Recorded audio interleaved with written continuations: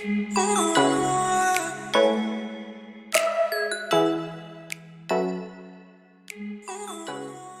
saya masuki Kak, karena tugas dan tanggung jawab. Tetapi Masya Allah, luar biasa Kak, itulah yang saya syukuri. Saya sampai saat ini masih terjaga. Mungkin karena itu juga Kak, olahraga saya, olahraga sepeda saya yang saya lakukan rutin. Dan tahajud. Iya. Teman-teman sekalian, seperti itu saya kira bentuk kepedulian Ibu Ketua kepada ikhtiar kita ini, dan saya kira juga terima kasih banyak karena masih ingin tinggal ya bersama kita.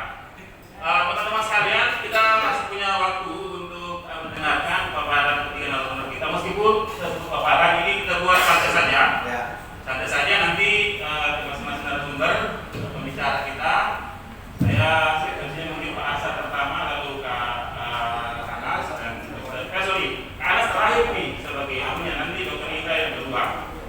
Pak Asar ini beliau saya ada PowerPoint tapi mungkin tidak boleh dibacakan. Berpengalaman di Kefasilitatoran LSM, Konsultan Pembangunan Daerah, sudah malang bintang di LSM, dan pernah bersepeda juga. Sekarang sebagai Wakil Presiden Indonesia Max Owners, jadi itu seluruh Indonesia betul Pak. Jadi beliau ini baru pulang dari Bandung, itu membicarakan rapat kerja pengurusan. Salah satu alasan adalah bahwa beliau sangat memahami bagaimana IMO, kemudian sepeda motor, ingin mendengarkan bagaimana beliau membahasakan ke kita apa itu IMO, apa itu yang menjadi komitmen mereka tentang aman berkendara. Pak Asar, 10 menit, 15 menit untuk memberikan update ke kita, silakan.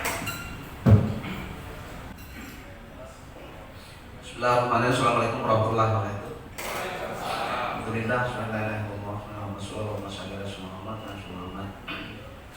Ini sejujurnya grogi juga ini. Awalnya diminta oleh Pak Komar untuk ngopi-ngopi, katanya untuk bicara mengenai safety reading ya. Oke, tiba-tiba forum ini menjadi begitu berkelas. Apalagi ada Ibu Ketua tadi, Ibu Ketua IKA, Ibu Ketua DPR, dan yang lebih penting lagi ada mantan Ketua Senat saya soalnya. Sesungguhnya karena saya 86 masuk ya, mungkin karena muka saya lebih tua, karena jauh lebih awet muda. Ya, teman-teman sekalian, ya dulu juga saya sepedaan, ada 5 tahunan saya kira. Lalu kemudian saya merasa kurang jauh gitu. Ya akhirnya mencoba untuk melirik motor, dan kebetulan waktu itu ada motor yang cocok lah, istilahnya teman-teman itu ada motor yang cocok untuk om-om. Waktu itu baru keluar seri Max dari Yamaha. Nah itu sebenarnya awalnya, jadi karena ingin lebih jauh ya, maka kita coba motor itu kurang lebih tahun 2015-2016 itu awal kelahiran dari satu varian dari Yamaha, waktu itu masih NMAX ya. Nah sekarang hadirin sekalian, kami punya di seluruh Indonesia ada federasi klub sebenarnya, itu namanya Indonesia Motor. Federasi klub ini anggotanya klub motor. Jadi saya sendiri member dari salah satu klub motor di Makassar, namanya Makassar Max Community. Nah, di klub yang berada di naungan kami sekarang itu di seluruh Indonesia, dari Sabang di Aceh sampai Sorong di Papua itu 203 klub seluruhnya. Kalau member itu kurang lebih 18.000 seluruh Indonesia. Nah kebetulan di dalam kepengurusan terakhir saya diminta untuk menjadi wakil presidennya. Jadi di puncak ini ada namanya presiden, lalu kemudian ada wakil presiden. Di Sulawesi sendiri ini ada kurang lebih 49 klub. Di Sulawesi Selatan itu ada 32 klub di beberapa kabupaten di Indonesia. Di Kota Makassar sendiri kami punya member itu kurang lebih U12. Klub salah satunya adalah klub tempat saya berasal. Nah, teman-teman sekalian, jadi motor ini tidak dimaksudkan untuk seperti teman-teman masa beda ini kan untuk kesehatan ya dok ya.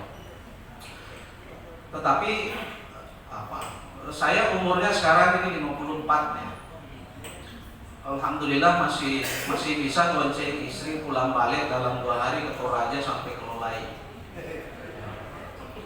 Masih sempat ikut touring gabungan nasional tahun lalu itu dari Surabaya, dari Perak sampai ke Labuan Bajo. Nah, yang saya ingin sampaikan adalah bahwa touring ini yang membedakan antara umur 40 tahun ke atas dengan 40 tahun ke bawah itu sebenarnya bukan soal skill ya. Bukan soal skill.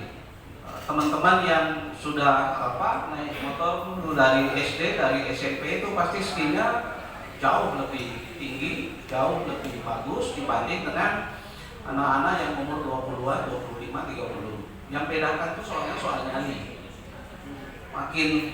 Makin berumur, bukan makin tua, karena saya makin berumur itu nampaknya nyali itu makin berkurang. Nah, karena itu maka orang-orang seperti saya harus melengkapi diri dengan apa yang kita sebut sebagai safety riding ini. Jadi bukan saja soal motornya, bukan soal unitnya, tetapi juga soal aksesoris gitu ya. Lalu kemudian soal bagaimana perilaku di jalan gitu ya. Karena memang teman-teman sekalian, tantangan terbesar dari komunitas motor ini soal adab di jalanan. Soal adab. Karena itu maka salah satu misi besar kami di Indonesia National itu bukan saja bagaimana membina para member-member ini untuk tertib berlalu lintas, bukan saja itu, bukan saja aman berkendara, tapi kadang-kadang dibutuhkan itu adab di jalan. Dan ini kadang-kadang, ya mohon maaf, kadang-kadang mungkin teman-teman sering melihat gitu di jalan. Itu tantangan terbesar dari organisasi di dalam organisasi kami ya. Jadi bukan saja tertib lalu lintas, bukan saja safety di dalam berkendara, tapi kadang-kadang yang kita harus perkenalkan itu bagaimana beradab di jalanan. Nah, ini yang berkaitan dengan safety riding. Oleh karena itu, salah satu divisi besar di dalam Indonesia National itu memang selalu kita menempatkan ada yang disebut sebagai divisi safety riding. Nah, teman-teman sekalian, sebelum saya masuk ke situ, saya ingin mengkaitkan dengan kesehatan ya. Mungkin tidak ada tidak ada kajian ilmiahnya dok ya, tetapi saya itu merasa ya. Saya merasa bahwa ketika mulai motoran 5 tahun yang lalu, saya merasakan perbedaan itu paling tidak di 2 hal. Pertama, kolesterol saya tidak pernah naik. Yang kedua, kolesterol. Kedua, dan itu berkaitan dengan perut ya. Konon setidaknya menurut istri saya, ya, saya makin langsing lah.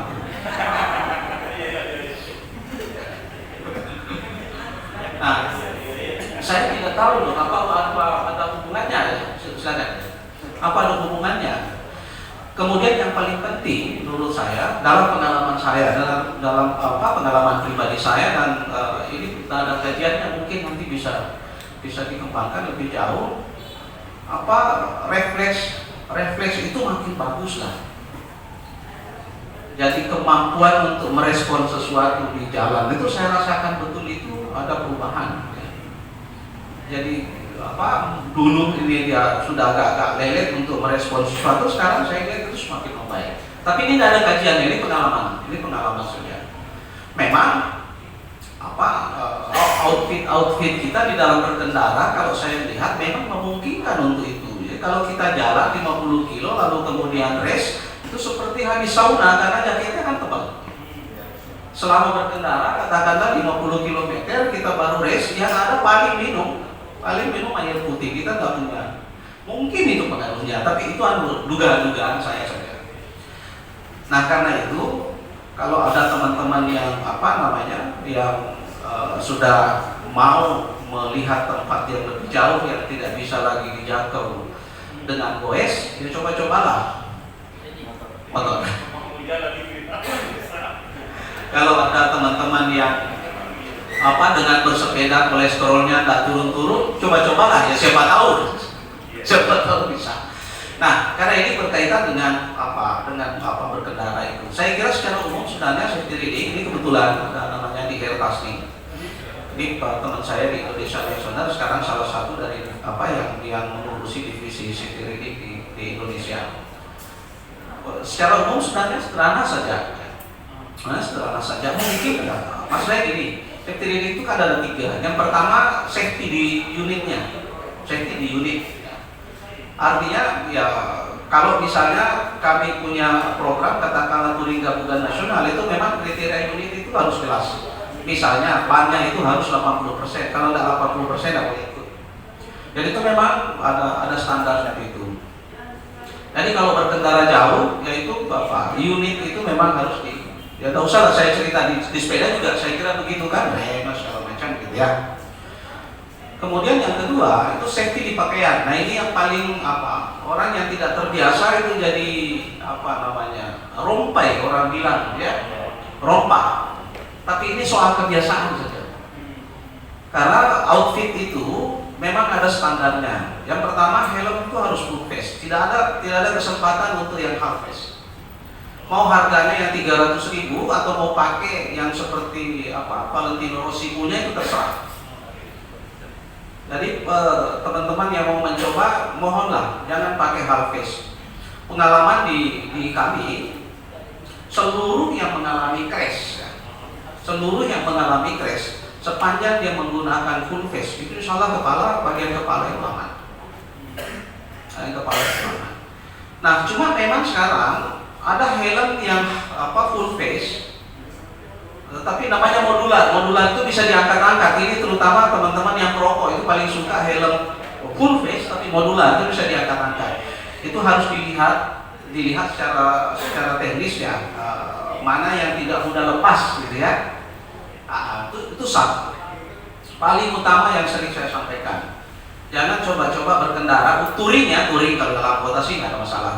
Touring terutama jangan coba-coba dalam half face. Hampir seluruh crash yang terjadi dan fatal akibatnya itu karena helm yang tidak memenuhi standar itu.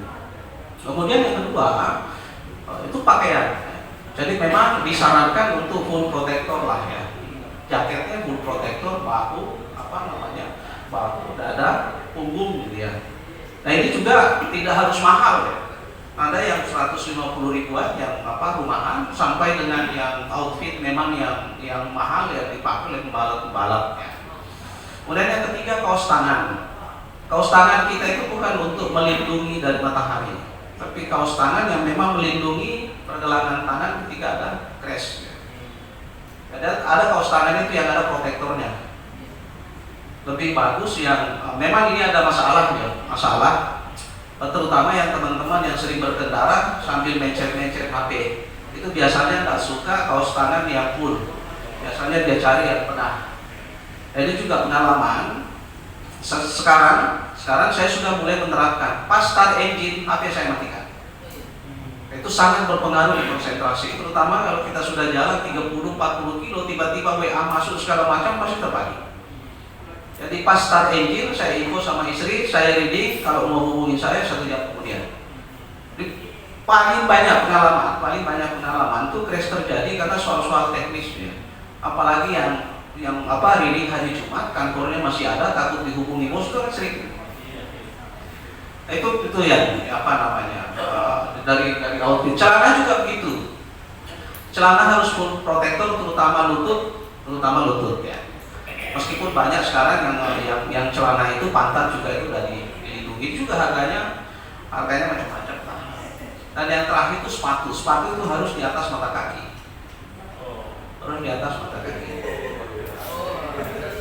Ya, itu kalau standar. Untuk kita yang pengendaranya.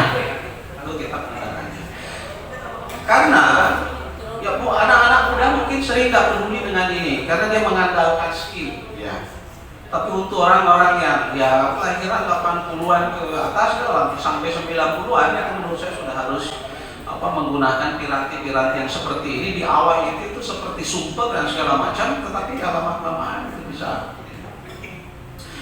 seluruh crash yang pernah terjadi di di kami itu diselamatkan oleh outfit yang seperti ini. Insya Allah ya. Karena kecelakaan itu kadang-kadang tidak bisa dihindari, maka yang bisa dihindari itu adalah resiko atas kecelakaan itu.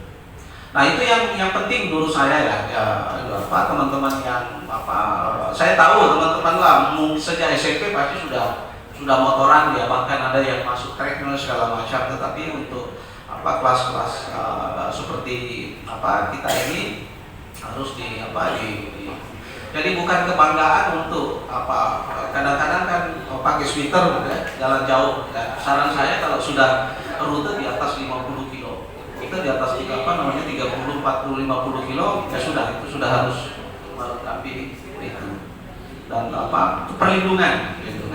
Nah selebihnya itu soal manajemen touring ya. Salah satu yang teman-teman sekalian yang mengapa saya tertarik masuk di sini itu karena di dalam touring itu artinya berkendara berkelompok. Ini karena ada kebiasaan yang menurut saya juga luar biasa. Ya. Jadi kalau misalnya kita touring, kita berkumpul satu tempat untuk pelepasan, maka ada ritualnya. Jadi ritualnya itu adalah ada pengarahan dari ketua klub, untuk menyampaikan ini rute kita nanti akan ke sini, kecepatan karena jalanan ini kecepatan maksimum sekian dan seterusnya. Lalu kemudian ada pembagian tugas ini RC di sepedaan juga saya kira ada namanya road captain. Lalu kemudian juga ada sweeper di situ dibagi, kemudian juga yang ahli teknis itu juga kita bagi, lalu kemudian kita berdoa. Ini tradisi yang menurut saya juga yang membuat saya kemudian lebih menjadi cinta terhadap cara ini. Selebihnya itu soal teknis menurut saya. Nah, ada pengalaman saya sebenarnya begini. Orang selalu bertanya, Pak Ashar masih bisa ya berkendara gini? Itu sebenarnya soal teknis ya, soal teknik. Ya istilah bahasa sederhananya buatlah senyaman mungkin saat berkendara. Itu contoh paling sederhana. Jangan coba-coba gini. Kalau begini itu 20 menit sudah pegang. Jadi harus membentuk sudut 20 derajat gitu ya. Itu soal saya juga temukan di belakangan. Kenapa kok saya capek ini pada saat touring baru 30 kilo sudah minta rest ya. Oh ternyata ada soal. Jadi bentuk sudut 20 ini juga sangat berpengaruh kalau tiba-tiba kita harus mengurangi kecepatan. Lepas saja sudah selesai. Karena motor matic itu gas turun itu berfungsi jadi rem. Itu mudah. Kalau kita begini susah sebenarnya. Jadi ini. Nah itu sering pertanyaan. Itu umur segini masih bisa ke Toraja bonceng istri yang ya insya Allah beratnya lebih berat dari saya. Masih bisa lah ya. Mudah-mudahan istri saya nggak dengar. Masih bisa lah. Karena beberapa teknik-teknik sederhana yang seperti itu ya diusahakan seluas mungkin. Nah paling berat itu sebenarnya kalau bawa boncengan, istilah kami itu boncengan ya, apakah bonceng istri sendiri atau siapa saya tidak urus di situ.